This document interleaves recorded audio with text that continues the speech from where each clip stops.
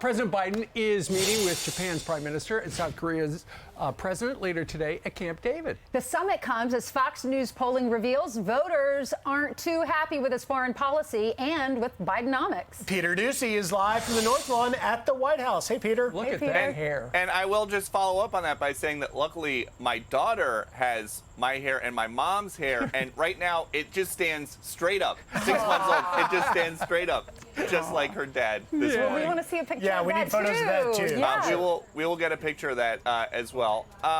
But it's a big day here at the White House, Yeah. Biden White House. This is the first time that he has hosted a world leader at Camp David, and he's got two of them, Japan and South Korea. They are in the D.C. area, and officials are telling us that they're going to talk about China and North Korea and ballistic threats and cyber threats.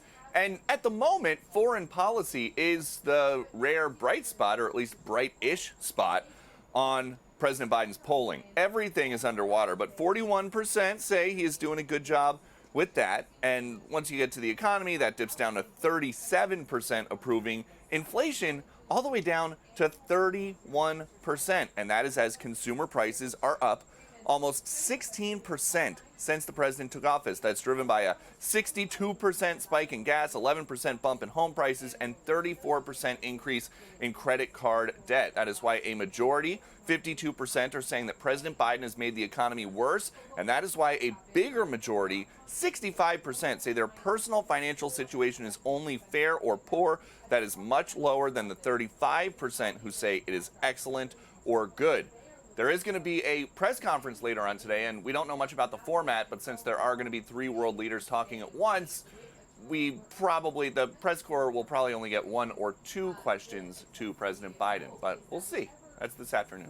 Back to you. And yesterday he was asked again about Maui, and he said, no, can't talk about it right now. But Peter, you just detailed, yesterday Peter and I were talking on the phone. It was not about our hair, but you were talking a little Not bit. about your foreign business dealings. Well, actually, it was about a foreign trip. The next time people are actually able to, like you, are able to try to shout a question at the president is going to be in another country. It seems like the next big thing on the schedule, they can always add stuff, but the next big thing is a trip to the G20 in India.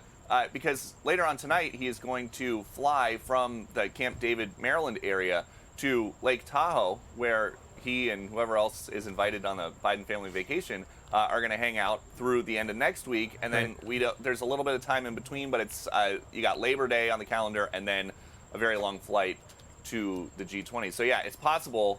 He still hasn't talked about the elevation of David Weiss to special counsel to investigate his son and others. And so it's possible that the first time that comes up is in India. Yeah.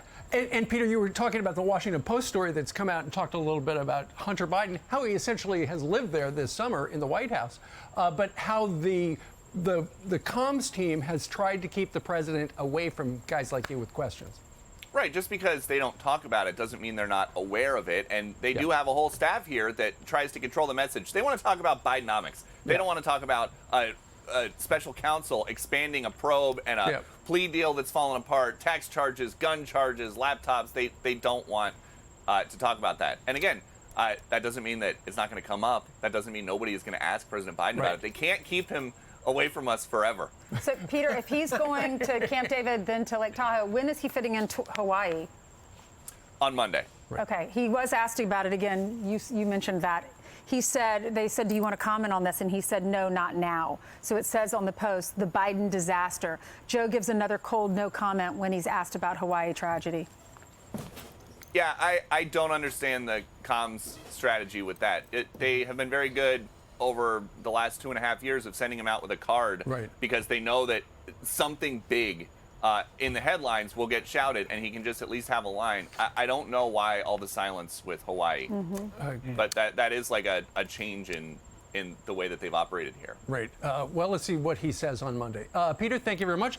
I'm Steve Doocy. I'm Brian Kilmeade. And I'm Ainsley Earhart. And click here to subscribe to the Fox News YouTube page to catch our hottest interviews and most compelling analysis.